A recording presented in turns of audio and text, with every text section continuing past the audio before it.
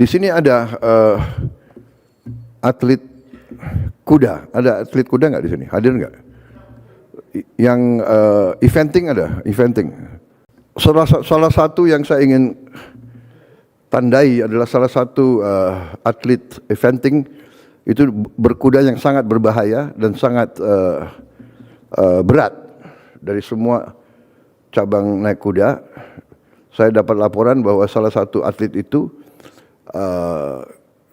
berapa hari sebelumnya baru kecelakaan, kena tendangan kuda, rusuknya fraktur. Tantangan terberat tuh buat diri saya pribadi tuh panjang gitu, karena memang saya patah tulang rusuk ada 6 dan saya harus berusaha sampai dengan di SEA Games. Pasti bapak-bapak prajurit ini saat akan bertanding tuh kan pasti harus bonding dengan kudanya itu sendiri, dan setiap orang pasti memiliki ritualnya sendiri nih mengakrabkan diri dengan kudanya. Boleh saya tahu dari satu persatu ya Pak ya, gimana ritualnya mengakrabkan diri dengan kuda?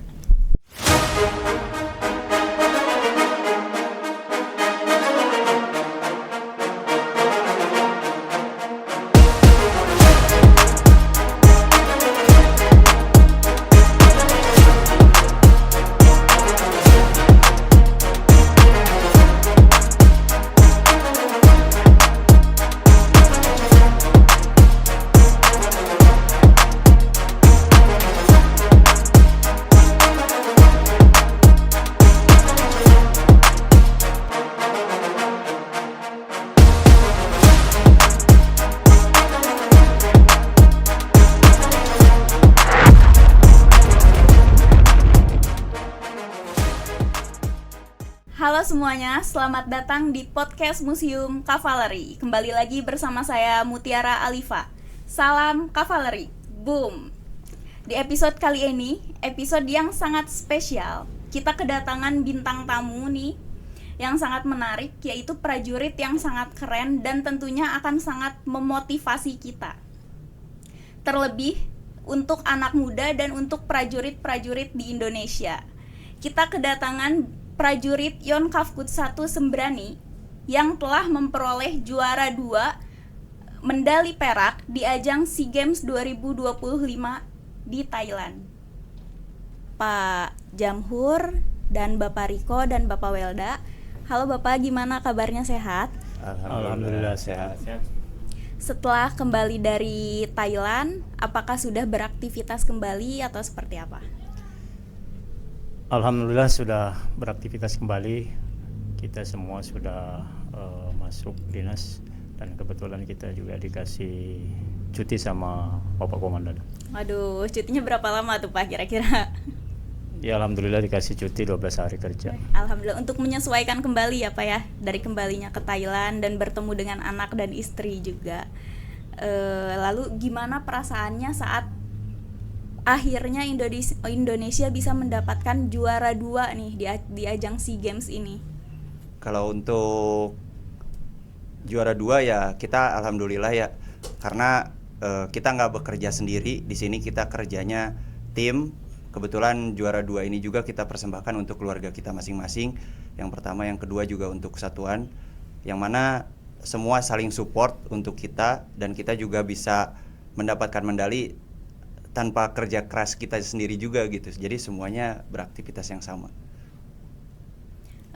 Lalu kan banyak perjalanannya itu pasti sangat panjang ya Pak ya untuk sampai di juara 2 ini. Pasti banyak yang sangat penasaran, termasuk saya nih sangat penasaran dengan prosesnya. Jadi bagaimana perjalanan dari seorang prajurit TNI dan akhirnya bisa menjadi peserta SEA Games itu sendiri? Kalau kebetulan untuk saya, perjalanannya saya berdinas di tahun 2015. Saya sendiri sudah menyumbangkan beberapa medali memang di event nasional maupun internasional. Alhamdulillah gongnya di tahun 2025 ini kita dapat medali perak di Thailand. Terus perjalanan kita juga di tahun ini memang cukup panjang karena memang kita melaksanakan seleksi bersama ya. Di bulan Juni kita seleksi di Artayasa Depok dan alhamdulillah kita terpilih. Dan kita juga melaksanakan training center di Jerman tepatnya sebelum berangkat ke Thailand. dan kita cukup adaptasi singkat. Memang nggak mudah buat kita, tapi kita bisa. Oh, jadi awalnya itu ada seleksi dulu dari seluruh di Indonesia gitu? Betul. Jadi kebetulan yang seleksi pada saat itu ada 12 orang dan yang diambil adalah 4 terbaik. Kebetulan kita semua masuk di kategori 4 terbaik. Oh, tapi kalau misalnya dari sosok TNI-nya ini sendiri nih, dari prajurit TNI-nya, kenapa bisa diajukan ke SEA Games itu sendiri? Kan prajurit TNI yang menunggangi kuda itu banyak gitu. Kenapa bisa Bapak bertiga yang maju menjadi perwakilan dari prajurit TNI itu? Oh iya. Baik, jadi sebenarnya pada saat seleksi itu prajurit TNI-nya cukup banyak yang ikut seleksi. Mungkin memang rezekinya sudah di kita ya. Jadi emang awal mulanya tidak hanya kita bertiga yang mengikuti seleksi, cuman pada saat seleksi itu diambil yang terbaik. Jadi pada saat dinominasi nomor 1 sampai dengan nomor 4, kitalah yang masuk. Oh, jadi awalnya itu banyak dan pada akhirnya yang kepilihnya Bapak bertiga gitu Iya, ya? betul.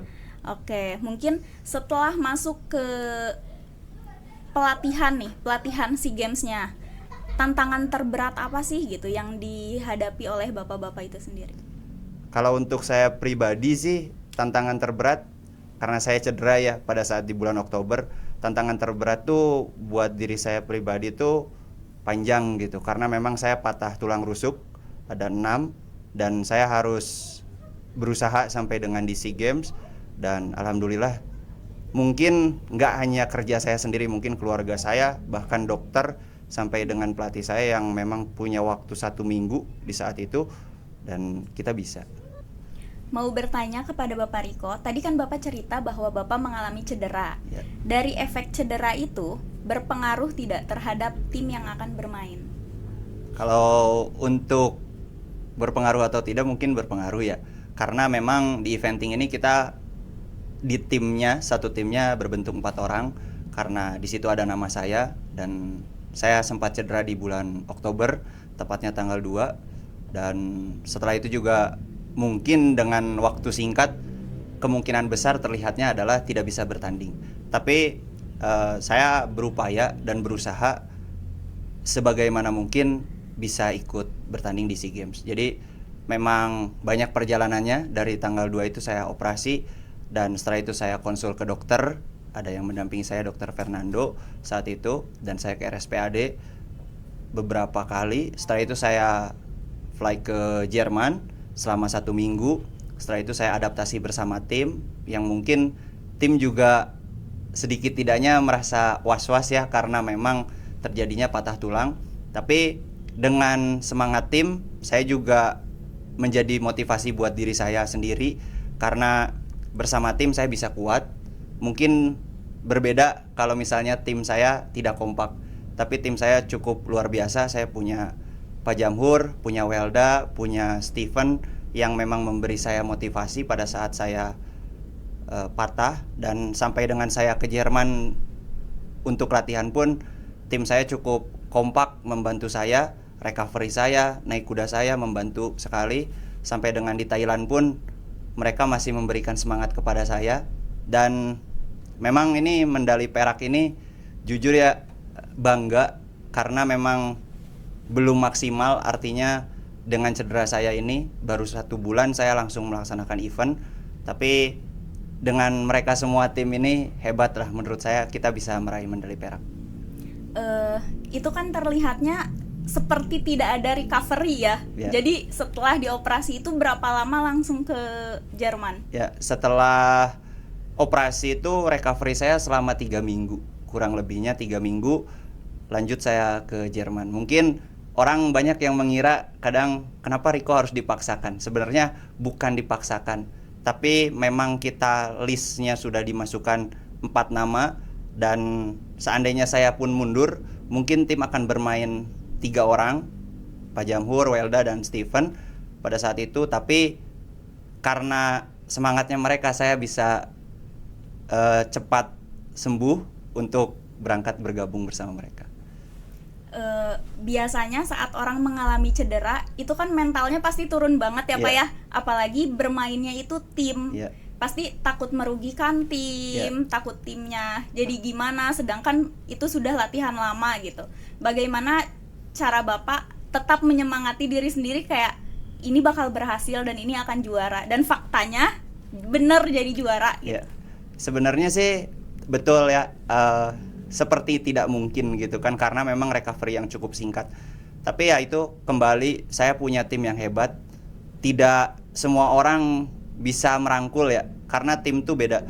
Diibaratin ada yang tim pingin egonya masing-masing, tapi tim saya ini kebetulan tim eventing kompaknya benar-benar kompak, dan mereka nggak pernah berharap bahwa nanti kalau Riko kenapa-napa rugi nih tim. Mereka nggak pernah berpikir itu. Mereka bahkan membangun saya, bisa kok, bisa, tenang aja, bisa. Yang penting utama adalah selamat. Jadi sudah ada dari tim sendiri berbicara kepada saya bahwa tidak perlu terlalu maksimal karena tim tahu kondisi saya patah. Jadi tim pada saat itu hanya berbicara kepada saya, yang penting selamat. Dan alhamdulillahnya ya selamat dapat, bonus perak juga dapat. Ya, berarti yang membuat Bapak tetap semangat dan terus berjuang itu karena ada kepercayaan tim itu sendiri terhadap Bapak ya? Betul. Iya. Lalu pada proses pelatihan, apa nilai-nilai militer, seperti kan militer itu sangat disiplin ya, disiplin dan bermental baja gitu. Apakah itu berpengaruh dalam proses latihan dan berkompetensi? Sebetulnya dalam situasi apapun kita namanya militer harus siap dalam segala kondisi ya Mbak. Contohnya misalkan dengan kondisi cuaca yang seperti di Eropa itu kan waktu itu sedang winter ya, lagi musim-musim dinginnya, dan kita harus terbiasa oleh cuaca seperti itu, dan mau nggak mau ya kita harus membiasakan itu dan tetap harus latihan walaupun kondisi badan kita bilang tidak sanggup, tapi ya alhamdulillah kita bisa melewatinya. Dan setelah dari musim dingin itu kita langsung pindah ke Thailand yang begitu jauh sekali suhunya, dan kita harus disiplin waktu segala. Jadi dari dingin langsung ke tempat panas kan, suhu badan itu harus cepat-cepat menyesuaikan, fisik segala, mental. Makanya itu kita beruntung sekali dibina, dididik dengan situasi apapun kita ya sudah siap. Jadi kita nggak terlalu memikirkan soal mental atau apa, kita selalu siap. Berarti saat di Thailand itu berapa lama? Kurang lebih kita di Thailand itu 3 minggu. Selama 3 minggu kita melaksanakan latihan penyesuaian. Nah, kalau boleh tahu nih, selama 3 minggu itu tuh latihan apa saja yang dilakukan di sana gitu? Bagaimana cara pendekatan diri dengan mengangkrapkan diri dengan kudanya itu sendiri, seperti itunya bagaimana? Jadi kan sebelum kita tuh satu kuda, ini kita cerita ke belakang sedikit ya. Satu kuda, satu rider. Jadi kita harus bonding sama kudanya dari awal. Nah, dalam waktu berapa lama ya? 3 bulan panjangnya dari Jerman sampai ke Thailand. Itu tuh udah satu kuda. Nah, jadi kita bonding terus sama kudanya sampai ke Thailand. Latihan dengan kuda itu tidak berubah-ubah. Jadi kita harus cepat-cepat menyatu dengan kudanya. Nah, kita itu termasuk tim eventing ya. Eventing itu ada 3 disiplin seperti dressage, jumping, dan cross country. Nah, jadi 3 disiplin ini tuh poinnya dijadikan satu. Jadi menurut kami yang kalau berkuda pasti paling sulit itu ya di eventing ini, karena ketahanan kuda, orangnya, dan bonding benar sama kudanya, harus menyatu benar-benar sama kudanya, itu yang paling penting.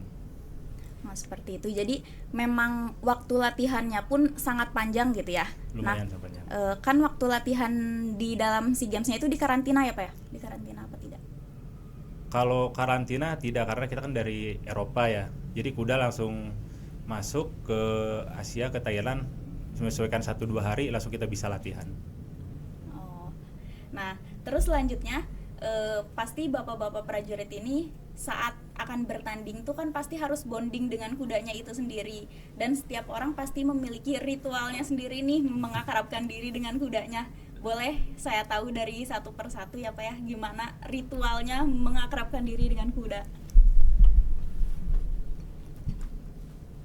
Kalau dari saya sih apa ya? Contohnya kayak kalau bonding sama kuda ya, kita sering-sering dekat sama kudanya, ngasih makan kudanya, terus di kudanya dielus-elus, dirawat, dimandikan dengan kita sendiri, terus sering-sering dibawa jalan ke daerah arena-arena itu juga cukup untuk bonding sama kuda sih. Kalau sebelum tanding ya intinya. Bonding dengan kuda yaitu pendekatan yang mana kita selalu melekat dengan kudanya, yang mana pemberian makan, terus mengajak diskusi meskipun kuda itu tidak bisa berbicara ya, tapi mungkin kuda itu bisa mendengar. Dan hal yang kita bicarakan akan menjadikan, ayo loh kita bisa. Pasti kudanya juga berpikir, oh iya ternyata dari rider saya juga yakin bahwa kita bisa gitu. Nah, kalau kitanya pun tidak yakin, mungkin kudanya juga bakal berpikir rider saya setengah-setengah nih buat saya maju.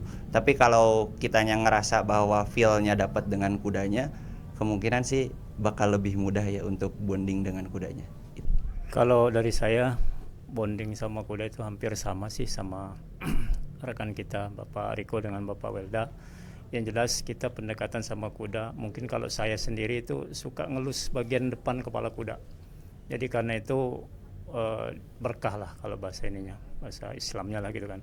Jadi kita harus ajak dia komunikasi walaupun dia bahasa isyarat. Ya kalau kuda mau minta makan itu kan dia nggak ngomong, nggak bisa ngomong, tapi dia kan visual dengan dia garuk-garukkan kakinya seperti itu. Kemudian kita bawa jalan, kemudian kita rawat.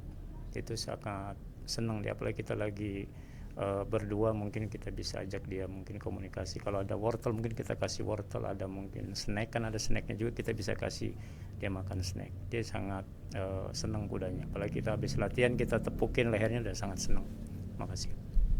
Ya, mungkin poinnya pada intinya agar kita bisa akrab dengan kudanya itu sendiri tuh kitanya jangan jauh dari mereka dan harus tetap berdekatan gitu, entah itu diajak ngobrol, entah itu diberi makan, anggapnya seperti sahabat mungkin ya Pak ya. Betul. Ya, seperti sahabat sendiri.